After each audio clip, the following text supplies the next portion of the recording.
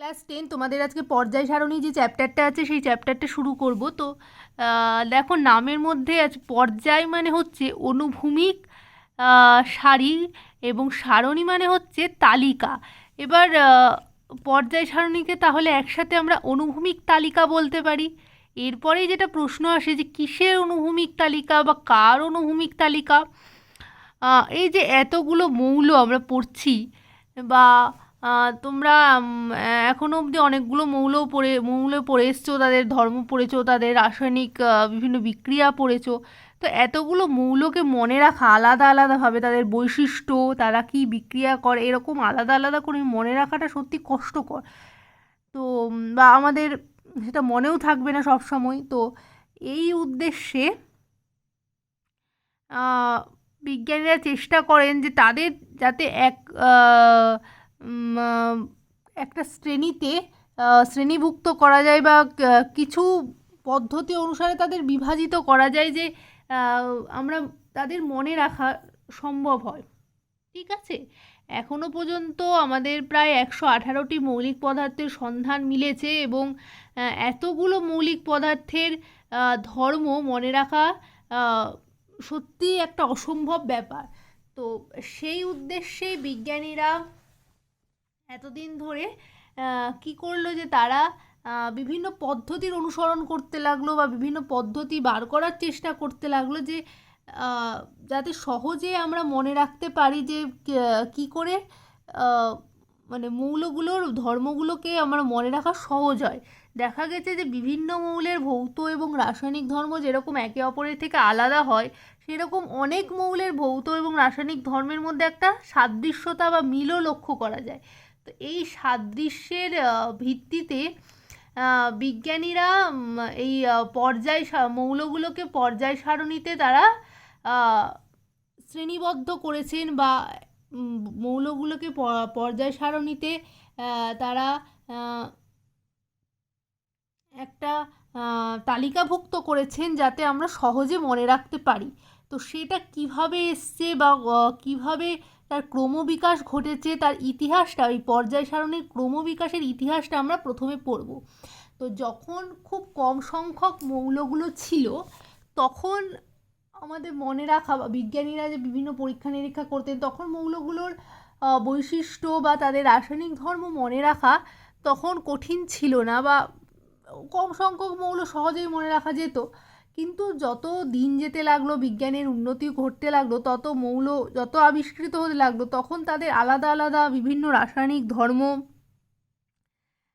তাদের বিভিন্ন বৈশিষ্ট্য এগুলো মনে রাখা বেশ কষ্টকর হলো এবং মনে রাখাটাও সম্ভব ছিল না। তো সেই উদ্দেশ্যে বিজ্ঞানীরা বিভিন্ন পদ্ধতি খুঁজতে লাগলেন যে যাতে মৌলগুলোকে বিভাজিত করা যায় বা তাদের একটা শ্রেণীভুক্ত করা যায় যে এই হিসেবে আমরা কিছু মৌলকে মনে রাখবো বা এই হিসেবে কিছু মৌলকে মনে রাখবো। তো সেই ক্ষেত্রে প্রথমে কি করা হয়েছিল যে মৌলগুলোকে ধাতু অধাতু এইভাবে ভাগ করা হয়েছিল, কিন্তু সেই পদ্ধতিটা বিশেষ ফলপ্রসূ হয়নি। তো সেই পদ্ধতিটি প্রথমেই আর কি বাতিল হয়ে যায় যে ধাতু অধাতু করে সেইভাবে তার গ্রহণযোগ্যতা বা তার সেরকম ফল পাওয়া যায়নি। তো এই যখন বিজ্ঞানীরা বিভিন্ন চেষ্টা চালাচ্ছিলেন যে কী উপায় বার করা যায় যাতে মৌলগুলোকে একটা শ্রেণীভুক্ত করা যায় বা মৌলগুলোকে মানে বিভাজিত করা যায় যে আমরা সহজে সেগুলোকে মনে রাখতে পারি তাদের বৈশিষ্ট্য বা তাদের ধর্মগুলো। তো সেই সময় 1808 খ্রিস্টাব্দে বিজ্ঞানী জন ডাল্টন, তোমরা পরমাণুবাদ সবাই পড়েছো, জন ডাল্টন পরমাণুবাদ প্রকাশ করেন এবং তিনি পারমাণবিক ভরের সাথে রাসায়নিক ধর্মের একটা সাদৃশ্যের কথা বলেন। তো সেখান থেকে বিজ্ঞানীদের মাথায় একটা কথা মানে তারা ভাবতে শুরু করেন তাহলে পারমাণবিক ভরের সাথে আমরা মৌলগুলোকে মানে পারমাণবিক ভরের ভিত্তিতে মৌলগুলোকে সাজাতে পারি এবং বা পারমাণবিক ভর বা পারমাণবিক গুরুত্ব যাই বলি না কেন পারমাণবিক তার ভিত্তিতে মৌলগুলোকে আমরা সাজাতে পারি। তো সেই হিসাবে প্রথমেই যে বিজ্ঞানীর নাম উঠে আসে 1817 খ্রিস্টাব্দে ডোবেরিনার নামক একজন বিজ্ঞানী তিনি তার একটি সূত্র দেন, তার নাম হচ্ছে ত্রয়ী সূত্র। সূত্রটি তিনি কি মানে সূত্রে তিনি বলেন যে রাসায়নিক ধর্মে মিল আছে এরকম যদি আমরা তিনটি মৌলকে তাদের পারমাণবিক ভর বা পারমাণবিক গুরুত্বের ঊর্ধ্বক্রমে সাজাই, তাহলে মাঝের মৌলটির যে পারমাণবিক গুরুত্ব সেটা অন্য দুটি মৌল কি কি, মানে যেটা প্রথম এবং তৃতীয় মৌল, প্রান্তিক যে দুটি মৌল, তাদের পারমাণবিক গুরুত্বের গড়ের প্রায় সমান হয়। আমি আরেকবার বলছি, এই যখন বিজ্ঞানীরা মৌলগুলোকে বিভিন্নভাবে বিভাজিত করার চেষ্টা করছেন, তখন বিজ্ঞানী ডোবেরিনান ত্রয়ী সূত্র দেন। ত্রয়ী সূত্র, ত্রয়ী মানে তিনি কি করেছিলেন, তিনটে মৌলকে নিয়েছিলেন, এবং কি তিনটে মৌল, যাদের রাসায়নিক ধর্মে মিল আছে। তো রাসায়নিক ধর্মে মিল আছে এরকম তিনটে মৌলকে তিনি পারমাণবিক গুরুত্বের ঊর্ধ্বক্রমে সাজিয়েছিলেন, এবং দেখা গেছিল তাতে মাঝে যে মৌলটির যে পারমাণবিক গুরুত্ব সেটা প্রান্তিক যে মৌল দুটি, অর্থাৎ প্রথম এবং তৃতীয় যে দুটো মৌল প্রান্তে বসে আছে, প্রথম এবং শেষ প্রান্তে, সেই মৌল দুটির পারমাণবিক গুরুত্বের গড়ের প্রায় সমান হয়। আমরা কয়েকটি উদাহরণের সাহায্যে দেখব, বা তিনি কয়েকটি উদাহরণ দিয়ে দেখিয়েছিলেন যে প্রথমে আমরা যেটা নেই, লিথিয়াম, সোডিয়াম এবং পটাশিয়াম। লিথিয়ামের হচ্ছে পারমাণবিক গুরুত্ব 7, পটাশিয়ামের হচ্ছে 39, এবং তাদের যদি গড় করা হয় সেটার আসে গড় 23, যেটা সোডিয়ামের পারমাণবিক গুরুত্ব বা পারমাণবিক ভর সমান। তাহলে এক্ষেত্রে দেখা যায় যে তার সূত্রটা মিলে গেল। আবার আরেকটা নিতে পারি আমরা ক্যালসিয়াম, স্ট্রনশিয়াম এবং বেরিয়াম। ক্যালসিয়ামের হচ্ছে, যদি আমরা প্রথম এবং তৃতীয় মৌলটা দেখি, ক্যালসিয়াম এবং বেরিয়াম, ক্যালসিয়ামের পারমাণবিক গুরুত্ব বা পারমাণবিক ভর হচ্ছে 40, বেরিয়ামের হচ্ছে 137। তাদের যদি গড় করি তাহলে সেটা মোটামুটি আসে 88.5। তো 88 স্ট্রনশিয়ামের পারমাণবিক গুরুত্ব। ঠিক আছে, আর একটা নিতে পারি আমরা সালফার, সেলিনিয়াম, টেলুরিয়াম। এদের ক্ষেত্রেও দেখা যায় যে সালফারের 32, টেলুরিয়ামের 128। তাদের যদি গড় করিয়ে পারমাণবিক গুরুত্বের, তাহলে যে গড়টা আসে সেটা 80। তো সেলেনিয়ামের পারমাণবিক গুরুত্ব হচ্ছে 79। ক্লোরিন, ব্রোমিন, আয়োডিন, এদের ক্ষেত্রেও দেখা গেছিল যে তাদেরও যদি ক্লোরিন এবং আয়োডিনের যদি পারমাণবিক গুরুত্বের আমরা গড় করি, তাহলে তার যে পারমাণবিক গুরুত্বের গড় করলে তার অর্ধেক পারমাণবিক গুরুত্বের গড়ের ওই ব্রোমিনের পারমাণবিক গুরুত্ব ক্লোরিন এবং আয়োডিনের পারমাণবিক গুরুত্বের গড়ের সমান হচ্ছে। ঠিক আছে, ক্লোরিন এবং আয়োডিনের পারমাণবিক গুরুত্ব আসছে 81.25, ব্রোমিনের পারমাণবিক গুরুত্ব বা পারমাণবিক ভর হচ্ছে 80। তো এরকম কিছু মৌলের ক্ষেত্রে দেখা যাচ্ছিল যে মিলে যাচ্ছিল, কিন্তু অনেক মৌলের ক্ষেত্রে কিন্তু এই সূত্রটি দেখা গেল যে প্রযোজ্য হচ্ছে না।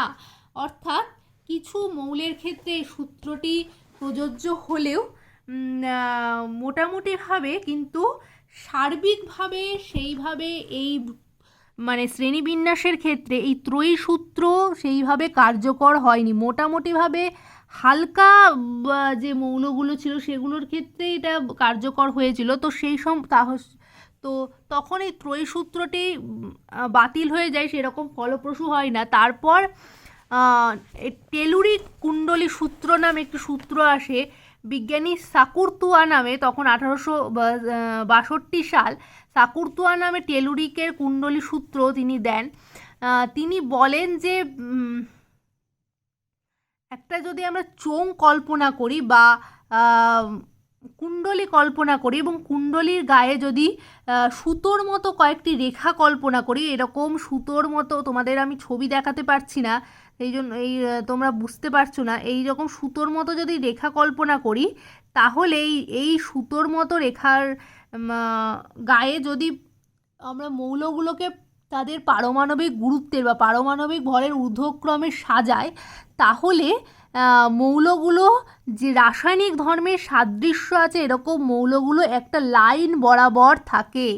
ঠিক আছে, একটা লাইন বরাবর থাকে। কিন্তু এক্ষেত্রেও দেখা যায় যে একই লাইনে আছে এরকম অনেক মৌলের মধ্যে রাসায়নিক ধর্মের সাদৃশ্য পাওয়া যাচ্ছে না, অর্থাৎ একই লাইনে বসে আছে কিন্তু তাদের মধ্যে রাসায়নিক ধর্মের সাদৃশ্য নেই, কিন্তু তখন এই সূত্রটিও বাতিল হয়ে যায়। কিন্তু তার যে সূত্র, সেখান থেকে একটা ধারণা পাওয়া যায় যে রাসায়নিক ধর্মের সাদৃশ্য আছে এরকম মৌলগুলোকে আমরা একটা শ্রেণী বরাবর, এরকম একটা শ্রেণী বরাবর সাজাতে পারি, এই একটা ধারণা পাওয়া যায়। তারপর 1862 সালে যখন এই টেলুরিকের কুণ্ডলী সূত্র এসেছিল, তার 2 বছর পর 1864 সালে নিউল্যান্ড নামক একজন বিজ্ঞানী তিনি তার অষ্টক সূত্র দেন। অষ্টক সূত্রতে তিনি বলেন যে মৌলগুলোকে যদি আমরা তাদের ক্রমবর্ধমান পারমাণবিক গুরুত্ব অনুসারে সাজাই, তাহলে কোনো একটি নির্দিষ্ট মৌলের সঙ্গে পরবর্তী অষ্টম মৌলটির ভৌত এবং রাসায়নিক ধর্মে পুনরাবৃত্তি ঘটে। অষ্টক সূত্রটা আরেকবার বলছি। অষ্টক এখানে কি হিসাবে গুরুত্বপূর্ণ, যে মৌলগুলোকে আমরা যদি ক্রমবর্ধমান পারমাণবিক গুরুত্ব বা পারমাণবিক ভর অনুসারে সাজাই, তাহলে কোনো একটা নির্দিষ্ট মৌল থেকে যদি আমরা শুরু করি, তাহলে তার পরবর্তী 8 নম্বর মৌলে গিয়ে আমরা তার ভৌত এবং রাসায়নিক ধর্মের পুনরাবৃত্তি লক্ষ্য করব। ঠিক আছে, যেরকম এখানে যদি লিথিয়াম থেকে শুরু করি আমরা, তাহলে লিথিয়াম 1 2 3 4 5 6 7 8, অর্থাৎ lithium, beryllium, boron, carbon, nitrogen, oxygen, fluorine, sodium. এই সোডিয়ামে গিয়ে আমরা লিথিয়ামের ধর্মের ভৌত এবং রাসায়নিক ধর্মের আবার পুনরাবৃত্তি লক্ষ্য করব। আবার ধরো নাইট্রোজেন থেকে শুরু করলাম, নাইট্রোজেন থেকে 1 2 3 4 5 6 7 8, অর্থাৎ ফসফরাসে গিয়ে এই নাইট্রোজেনের ধর্মের ভৌত এবং রাসায়নিক ধর্মের পুনরাবৃত্তি লক্ষ্য করলাম। কিন্তু তার ক্ষেত্রেও দেখা গেল যে ক্যালসিয়ামের পর তার সূত্রের সেরকম গ্রহণযোগ্যতা পাওয়া গেল না, বা তার সূত্র সেরকম ফলপ্রসূ হলো না। তারপরের মৌলগুলোর ক্ষেত্রে সেরকম মিল পাওয়া গেল না, সেই জন্য তার সূত্রটিও তখন গ্রহণযোগ্যতা হারালো বা বাতিল হলো। তখন লোথার মেয়ার নামক একজন বিজ্ঞানী তিনি একটা গ্রাফ দিলেন। লোথার মেয়ার মানে তখন তিনি একটা লেখচিত্র প্রকাশ করলেন। লেখচিত্রটা আমার কাছে এই মুহূর্তে নেই, তোমাদের দেখাতে পারছি না। তিনি একজন জার্মান বিজ্ঞানী ছিলেন। তিনি একটা গ্রাফ দিয়েছিলেন পারমাণবিক আয়তনের সাথে পারমাণবিক ভরের কীরকম পরিবর্তন হয়, এরকম একটা গ্রাফ দিয়েছিলেন, এবং তাতে বিভিন্ন মৌলগুলোকে তিনি সাজিয়েছিলেন। ঠিক আছে, তো এই লোথার মেয়ারের ধারণা নিয়ে 1869 সালে লোথার মেয়ার এবং মেন্ডেলিভ যাকে এই পিরিয়ডিক টেবিলের জনক বলা হয়, অর্থাৎ father of the periodic table, তারা একই সাথে একটা চেষ্টা করেন যে আমরা এই মৌলগুলোকে তারা একটা শ্রেণীতে আনবেন। কারণ বিজ্ঞানীরা যে সূত্রগুলো দিচ্ছিলেন তাতে কিছু মৌলগুলোর ক্ষেত্রে সূত্রগুলো প্রযোজ্য হলেই সব মৌলগুলো সেগুলোতে আসছিল না। তো একই সময়ে বিজ্ঞানী লোথার মেয়ার এবং মেন্ডেলিভ দুজনেই এই পর্যায় সারণী মাধ্যমে চেষ্টা করেন যে একটা তালিকা দেওয়ার, মৌলগুলোকে একটা তালিকাভুক্ত করার, যে যাতে মৌলগুলোকে আমরা একটা তালিকাভুক্ত করতে পারি। তো সেই সময় 1869 সালে মেন্ডেলিভ তিনি লোথার মেয়ারের এই যে পারমাণবিক গুরুত্বর সাথে পারমাণবিক ভরের তিনি একটা লেখচিত্র প্রকাশ করেছিলেন, সেটা অনুসরণ করে তিনি একটা পর্যায় সারণীর বিবৃতি দেন। বিবৃতি মানে তিনি একটা ধারণা দেন যে কিভাবে মৌলগুলোকে সাজানো যেতে পারে, যে মৌলের ভৌত এবং রাসায়নিক ধর্ম মৌলগুলোর পারমাণবিক গুরুত্বের সঙ্গে পর্যায়ক্রমে পুনরাবৃত্তি ঘটে। তিনি এই পর্যায় সারণীর এই বিবৃতিটি তিনি দেন। ঠিক আছে, মৌলগুলোর বিভিন্ন মৌলের ভৌত এবং রাসায়নিক ধর্ম তাদের পারমাণবিক গুরুত্ব বাড়ার সঙ্গে সঙ্গে পর্যায়ক্রমে পুনরাবৃত্ত হয়।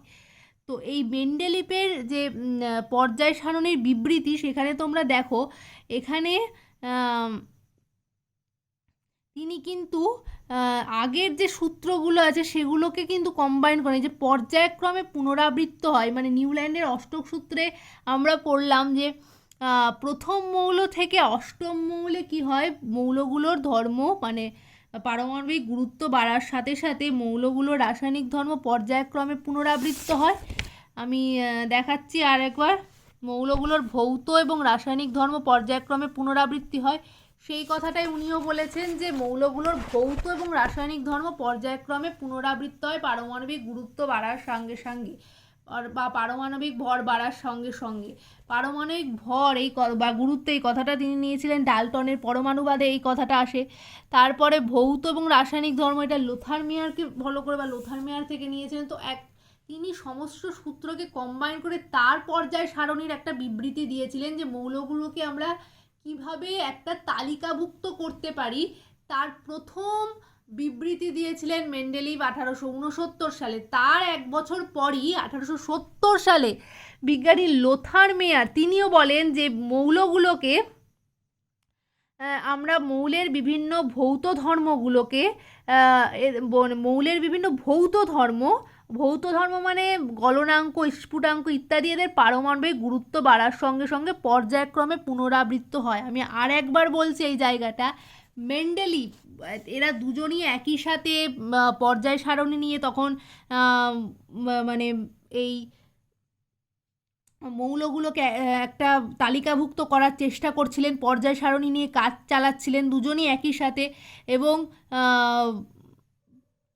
1868 সাল নাগাদ সম্ভবত যে ওই লোথার মেয়ার একটি লেখচিত্র পারমাণবিক আয়তনের সাথে পারমাণবিক ভরের একটি লেখচিত্র দেন, এবং তাকে অনুসরণ করে 1869 সালে মেন্ডেলিভ তার পর্যায় সারণীর প্রথম বিবৃতি প্রকাশ করেন, যে মৌলের ভৌত এবং রাসায়নিক ধর্ম মৌলগুলোর পারমাণবিক গুরুত্বের সঙ্গে পর্যায়ক্রমে পুনরাবৃত্ত হয়। তিনি তার বিবৃতি মানে একটা ধারণা দেন, এবং তার এক বছর পর 1870 সালে লোথার মেয়ার একই কথা বলেন, কিন্তু তিনি বলেন মৌলের বিভিন্ন ভৌত ধর্ম।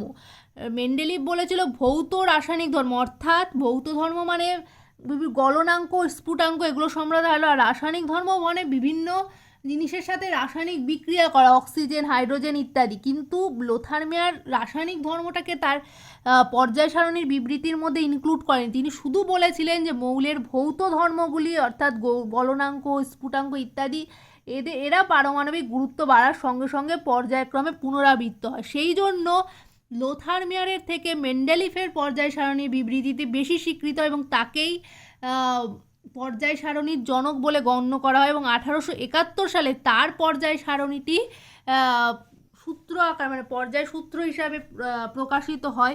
তিনি একটি সারণী তালিকা প্রকাশ করেন, এবং মেন্ডেলিফের যে অরিজিনাল পর্যায় সারণী ছিল সেখানে 12টি পর্যায় এবং 8টি শ্রেণী ছিল। সেটা তোমাদের বইয়ে নেই, আমার কাছে এই মুহূর্তে নেই যে তোমাদের দেখাবো। সেখানে তিনি মৌলগুলো কটা হাইড্রোজেন পরমাণু বা কটা অক্সিজেন পরমাণুর সাথে যুক্ত হচ্ছে এই হিসাবে সাজিয়েছিলেন, ঠিক আছে। এবং সেখানে তিনি যেটা 1871 সালে তার যে পর্যায় সারণী তিনি বার করেছিলেন, অর্থাৎ মৌলগুলোকে যে তালিকা, মৌলগুলোকে সাজিয়ে আর ভৌত এবং রাসায়নিক ধর্মে মিল আছে এমন মৌলগুলোকে সাজিয়ে তিনি যে তালিকা প্রকাশ করেছিলেন, সেখানে তার 12টা পর্যায়, মেন্ডেলিফের যেটা অরিজিনাল পর্যায় সারণী সেখানে 12টা পর্যায় এবং 8টি শ্রেণী ছিল। পরবর্তীকালে মানে আরও কিছু বছর পর সেটাকে সংশোধিত করা হয়, এবং সেখানে 7টি পর্যায় এবং 8টি শ্রেণী থাকে। এবং সেটি তোমাদের বইয়ে আছে, তোমরা দেখতে পাবে, সেটি সব বইয়ে আছে। এবং সেখানে তোমরা ওপরে পেয়ে যাবে যে সেখানে লেখা আছে সংশোধিত মেন্ডেলিফের পর্যায় সারণী, এবং সেখানে মোট 7টি পর্যায় এবং 8টি শ্রেণী আছে। কারণ মেন্ডেলিফের সময় নিষ্ক্রিয় মৌল তখনও আবিষ্কৃত হয়নি, সেই জন্য মেন্ডেলিফের পর্যায় সারণীতে নিষ্ক্রিয় মৌলের কোনো অবস্থান নেই, ঠিক আছে। এই জন্য মেন্ডেলিভের পর্যায় সারণীতে 7টি পর্যায় এবং 8টি শ্রেণী আছে, এবং তোমাদের পরীক্ষায় প্রশ্ন আসে অনেক সময় যে মেন্ডেলিভের পর্যায় সারণীতে কটি পর্যায় কটি শ্রেণী আছে। মেন্ডেলিভের পর্যায় সারণীতে 7টি পর্যায় 8টি শ্রেণী আছে। ঠিক আছে, তো এই যে মেন্ডেলিভের যে পর্যায় সারণী এইভাবে সাজানো হয় পর্যায় সারণী, তো এই যে এই উলম্ব পর্যায় সূত্র অনুসারে মেন্ডেলিভের পর্যায় সূত্র অনুসারে মৌলগুলোকে বিভিন্ন অনুভূমিক এবং উলম্ব সারিতে এইভাবে অনুভূমিক সারিতে সাজানো হয় এবং এইভাবে উলম্ব সারিতে সাজানো হয়। এই অনুভূমিক সারিটাকে বলা হয় পর্যায়, আর এই উলম্ব সারিটাকে বলা হয় শ্রেণী। এবং এই যে এই মৌলগুলোকে বিভিন্ন অনুভূমিক এবং উলম্ব সারিতে সাজানো হয়, সাজিয়ে যে তালিকা তৈরি করা হয় তাকেই বলা হয় পর্যায় সারণী। ঠিক আছে, আরেকবার বলছি, এই যে এই অনুভূমিক যে সারি সেটাকে বলা হয় পর্যায়, আর উলম্ব যে সারি সেটাকে বলা হয় শ্রেণী। ঠিক আছে,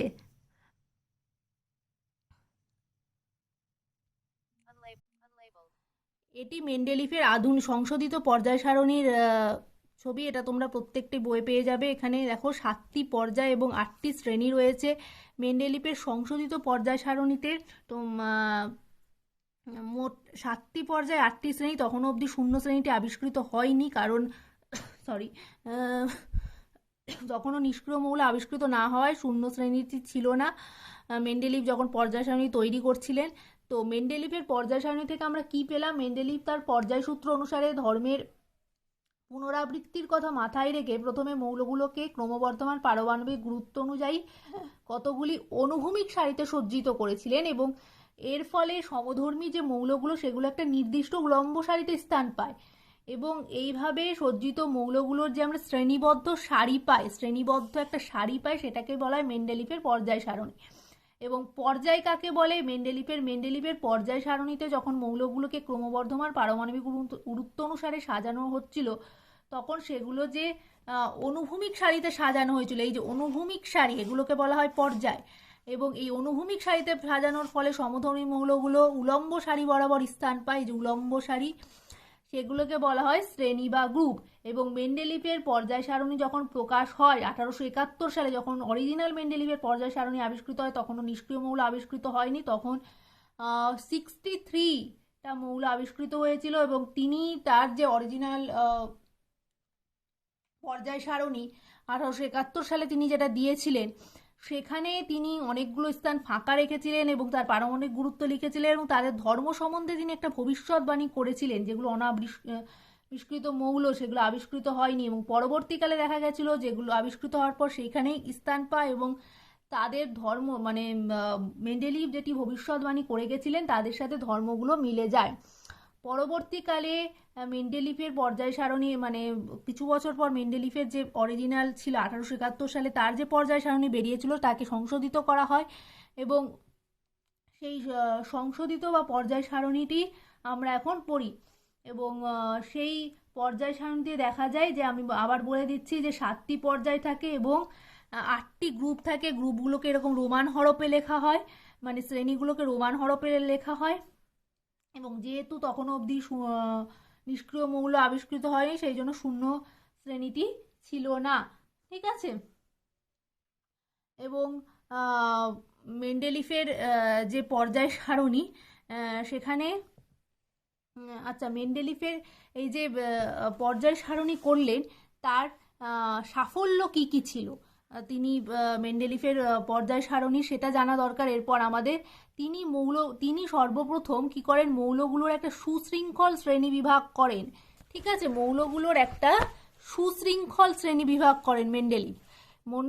সুশৃঙ্খল শ্রেণীবিভাগ মানে পর্যায় সারণীর মাধ্যমে তিনি একই ধর্মসমূহ, ভৌত এবং রাসায়নিক ধর্মভিত্তিক যে মৌলগুলো, সেই মৌলগুলোকে একই শ্রেণীতে আনেন। ফলে শ্রেণীবিভাগের ফলে বিভিন্ন মৌল ও তাদের যৌগের ধর্ম সম্বন্ধে আমরা সহজেই ধারণা করতে পারি দেখে।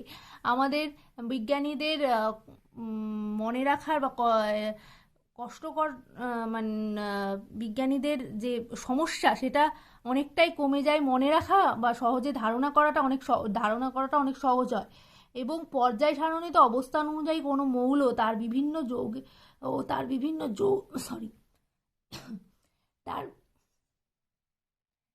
বিভিন্ন কোনো মৌল তার বিভিন্ন যৌগের ধর্ম সম্পর্কে একটা আভাস পাওয়া যায়।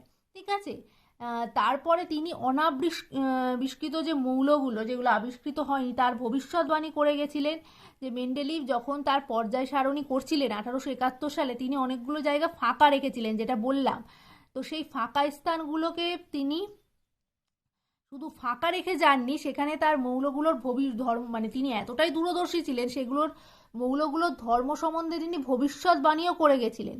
যেরকম 3 নম্বর শ্রেণীতে তিনি একা বোরন বা একা অ্যালুমিনিয়াম এবং 4 নম্বর শ্রেণীতে একা সিলিকন মৌলের অবস্থান এবং তাদের সম্ভাব্য ধর্ম সম্বন্ধে তিনি ভবিষ্যৎবাণী করেন। পরবর্তী সালে সেখানে স্ক্যান্ডিনিয়াম এবং গ্যালিয়াম ও জার্মেনিয়াম মৌলগুলোর ধর্ম মানে যখন আবিষ্কৃত হয়, স্ক্যান্ডিনিয়াম, গ্যালিয়াম ও জার্মেনিয়াম, তখন দেখা যায় যে এদের ধর্ম একা বরন, একা অ্যালুমিনিয়াম, একা সিলিকনের ধর্ম সম্পর্কে মেন্ডেলিভ যে ভবিষ্যৎবাণী করেছিলেন তার সঙ্গে আশ্চর্যজনকভাবে মিলে যায় বা তার সাথে মিলে যায়। ঠিক আছে, যেরকম দেখো এখানে এটা সংশোধিত যদিও, এই যে তিনি বলেছিলেন যে বোরনের পর তিনি গ্যালিয়ামের তখন অবধি স্ক্যান্ডিনিয়াম, গ্যালিয়াম ও জার্মেনিয়াম পরে আবিষ্কৃত হয়েছিল এবং সেটার তিনি ভবিষ্যৎবাণী করে গেছিলেন। অ্যালুমিনিয়ামের পর দেখো গ্যালিয়ামে তিনি বলেছিলেন যে একা অ্যালুমিনিয়াম, অর্থাৎ গ্যালিয়ামের যা ধর্ম হবে সেটা অ্যালুমিনিয়ামের ধর্মের সাথে মিলবে। ঠিক আছে, তো ওখানে অ্যালুমিনিয়ামের নিচেই আছে গ্যালিয়াম, তাহলে গ্যালিয়ামের ধর্মের সাথে সেটা মিলবে। ঠিক আছে, এবার তিনি এরকম বিভিন্ন ভবিষ্যৎবাণী করে গেছিলেন। তিনি কিছু কিছু পারমাণবিক গুরুত্ব সংশোধন করেছিলেন, কিন্তু এত কিছুর পরও তিনি দেখা গেছিল যে মেন্ডেলিভের পর্যায় সারণীর ত্রুটি আছে। কি কি ত্রুটি আমি এই সংশোধিতটা দিয়েই দেখাচ্ছি। সংশোধিতটা দিয়ে মানে যেটা অরিজিনাল সেটা থাকলে সুবিধে হতো। সংশোধিততে দেখো তোমরা যে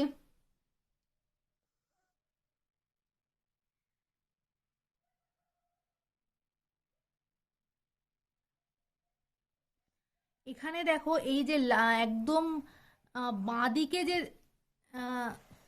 সারণীতে বাঁদিকে যে মৌলগুলো আছে সেগুলো ক্ষার ধাতু, তারপরে যে ধাতুগুলোকে রাখা হয়েছে সেগুলো হচ্ছে মুদ্রা ধাতু। মানে ক্ষার ধাতু যেগুলো সেগুলো হচ্ছে অতিমাত্রায় সক্রিয়, মানে তারা বিক্রিয়া যখনই কোনো না কোনো বাইরে রাখা হয় বা বাইরের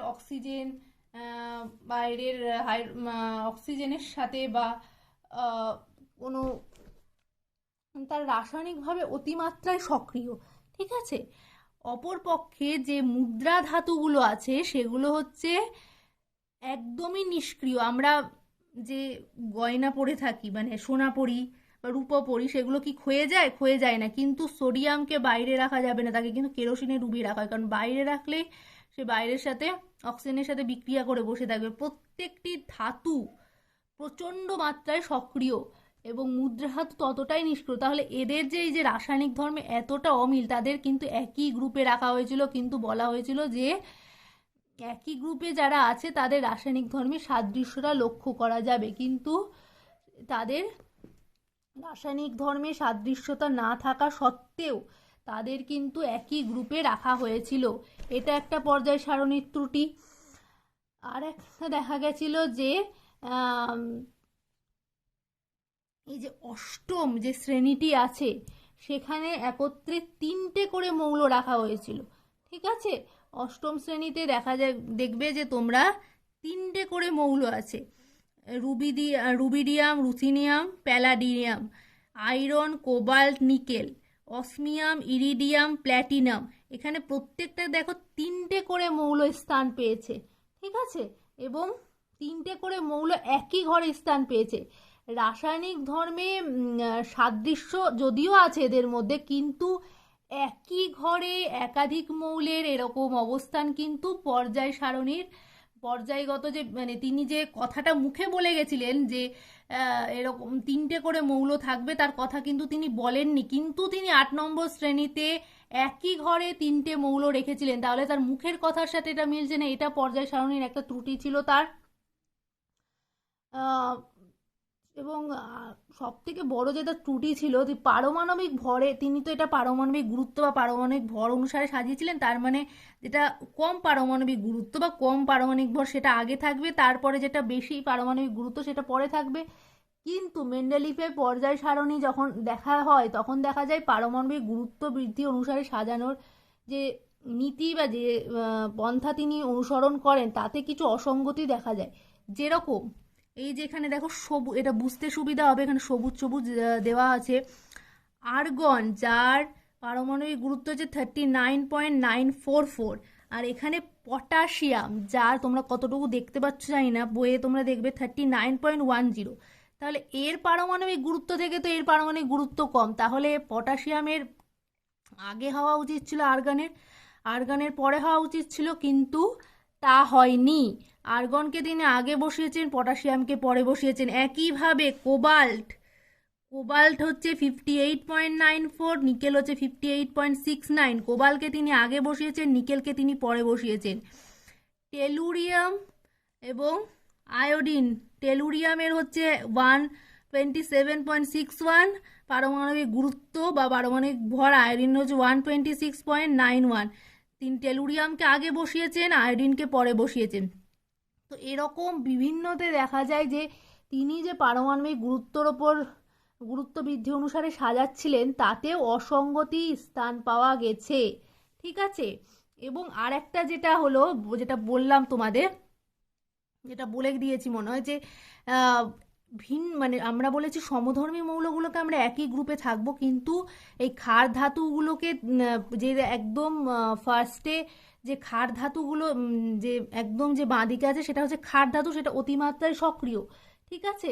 কিন্তু তিনি তার সাথে মুদ্রা ধাতুকে একই শ্রেণীতে রাখলেন, যারা নিষ্ক্রিয়, যারা বিক্রিয়া করেই না বললে চলে, সেই জন্য আমরা কিন্তু সহজেই তার গয়না পরে বানাতে পারি বা তার বাসন ইউজ করি, তাকে মানে আমরা সহজেই ব্যবহার করতে পারি। কিন্তু মুদ্রা ধাতু এতটাই সক্রিয়, তাকে কিন্তু বাইরে রাখা যায় না। কিন্তু তারা এই রাসায়নিক ধর্মে মিল না থাকা সত্ত্বেও, যথেষ্ট পার্থক্য থাকা সত্ত্বেও তিনি এই দুটো ধাতু, এই দুটো দুটো প্রকারের যে ভিন্নধর্মী যে মৌল তাদের একই শ্রেণীতে রেখেছিলেন, ঠিক আছে। তিনি আইসোটোপের কোনো কথা বলেননি, যে ভিন্ন পারমাণবিক গুরুত্ব হওয়া সত্ত্বেও কোনো নির্দিষ্ট মৌলের আইসোটোপগুলোকে মেন্ডেলিফের যে পর্যায় সারণী সেখানে একই স্থানে রাখা হয়েছিল, ঠিক আছে। একই স্থান মানে একই পর্যায়ে একই শ্রেণীতে রাখা হয়েছিল। তো কথা বলেননি নয়, মানে আইসোটোপগুলোর কি হয়, পারমাণবিক ভর আলাদা হয়, তো তিনি তো পারমাণবিক ভর বা পারমাণবিক গুরুত্ব অনুসারে সাজিয়েছিলেন আলাদা, কিন্তু আইসোটোপগুলোর বেলা তিনি কি করেছিলেন, মেন্ডেলিফের সারণীতে তিনি ওই আইসোটোপগুলোকে একই পর্যায়ে একই সারণীতে রেখে, মানে একই শ্রেণীতে রেখেছিলেন। তাহলে তিনি যেটা বলেছিলেন তার সাথে এটা বিরোধিতা করছিল। তো এই রকম কিছু ত্রুটি পাওয়া গেছিল, ঠিক আছে। আর একটা যে ল্যান্থানাইড অ্যাক্টিনাইডস আছে নিচে, ল্যান্থানাইড অ্যাক্টিনাইডস তোমরা যে পড়বে, এদের ধর্মগত মানে এদের ধর্মের সাদৃশ্য পাওয়া যায়, কিন্তু এদের পারমাণবিক ভর আলাদা, ঠিক আছে। তো এই 14টি ল্যান্থানাইট এবং 14টি অ্যাক্টিনাইটস, এই মৌলগুলোকে তিনি ষষ্ঠ পর্যায়ে 3-এর সাথে শ্রেণী, যে 3 নম্বর যে শ্রেণী, এবং সপ্তম পর্যায়ে অ্যাক্টিনামের মানে 3 নম্বরের ল্যান্থানামের সাথে, এবং সপ্তম পর্যায়ে অ্যাক্টিনিয়ামের সাথে তিনি একসাথে স্থান দিয়েছিলেন। কিন্তু ভিন্ন পারমাণবিক ভর বিশিষ্ট মৌলসমূহে এইভাবে একই গ্রুপে রাখা পর্যায় সারণীতে মূলনীতি, তিনি যে নীতিটা বলেছিলেন সেটির বিরোধী। আমি কি বললাম আর একবার বলছি, এই যে 14টা মৌল তাদের ধর্মে সাদৃশ্য আছে ঠিকই, কিন্তু তাদের পারমাণবিক ভর অবশ্যই আলাদা, কারণ তারা আলাদা আলাদা মৌল। তো তিনি কি করেছিলেন, তিনি এটাকে ষষ্ঠ পর্যায়ে, এই যে ষষ্ঠ পর্যায়ে 3 নম্বর শ্রেণীতে ল্যান্থানামের সাথে, এই যে ল্যান্থানামের সাথে এবং সপ্তম পর্যায়ে অ্যাক্টিনামের সাথে, এই যে সপ্তম পর্যায়ে অ্যাক্টিনিয়ামের সাথে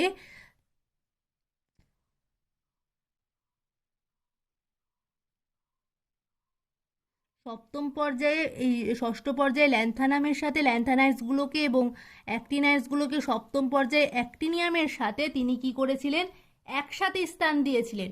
কিন্তু এরা তো পারমাণবিক ভর, যদিও এদের রাসায়নিক ধর্মে সাদৃশ্য আছে কিন্তু তাদের পারমাণবিক ভর তো ভিন্ন।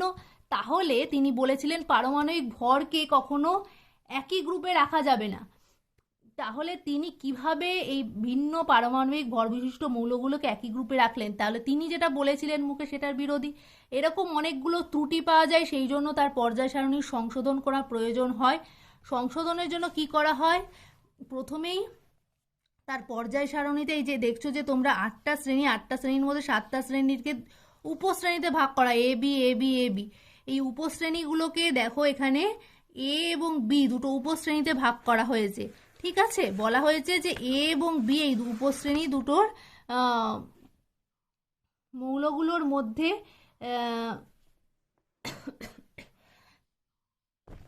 যে রাসায়নিক ধর্ম, তাদের রাসায়নিক ধর্মে কোনো মিল থাকবে না। এই যে যে ক্ষার ধাতু এবং মুদ্রা ধাতু নিয়ে যে সমস্যা হচ্ছিল, তাদের দুটো উপশ্রেণীতে ভাগ করে দেওয়া হলো। এবং আর একটা জোড় এবং বিজোড় শ্রেণী এলো। এইটা যেটা প্রথম যে শ্রেণীটা দেখছো বড় শ্রেণীটা, সেটা হচ্ছে জোড়, আর পরের যে ছোট যেটা আছে সেটা হচ্ছে বিজোড়। ঠিক আছে, এখানে যে হাইড্রোজেন লিথিয়াম থেকে যেটা আছে হাইড্রোজেন লিথিয়াম, সেটা হচ্ছে জোড় সিরিজ বা জোড়, কি বলবো, জোড় বিজোড় হিসাবে ভাগ করা হয়েছিল। জোড় আর এটা হচ্ছে বিজোড়, যেটা কপার, এটা ছোট ছোট যে এটা দেখছো সেটা হচ্ছে বিজোড়। ঠিক আছে, সেখানে দেখবে বিজোড় হিসাবে ভাগ করা হয়েছে। ঠিক আছে, এবং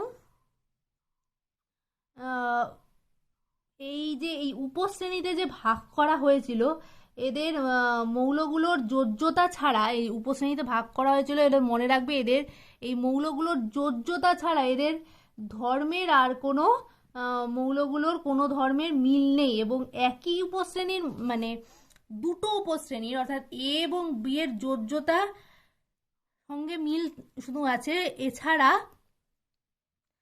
তাদের কোনো মানে তাদের ধর্মের কোনো সাদৃশ্য নেই, কিন্তু একই উপশ্রেণীর মৌলগুলোর মধ্যে ধর্মের মিল পাওয়া যাবে। ঠিক আছে, এটা অবশ্যই যে একই উপশ্রেণীতে যাদের রাখা হয়েছে তাদের ধর্মের মধ্যে মিল পাওয়া যাবে।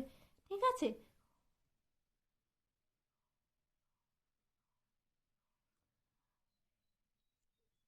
আচ্ছা, এবার আমরা আধুনিক দীর্ঘ পর্যায় সারণী নিয়ে আলোচনা করব, কিন্তু সেটা আমরা এর পরের দিন করব। আজকে এতটাই থাক।